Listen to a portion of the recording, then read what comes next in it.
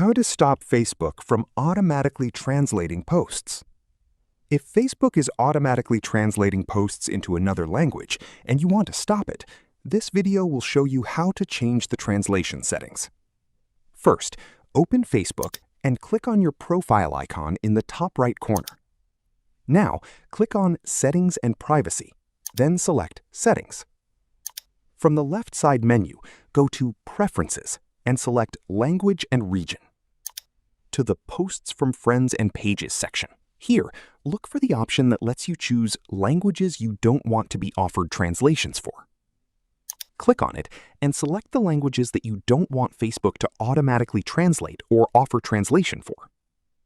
You can select one or multiple languages based on your preference. After selecting the language, click Save to apply the changes.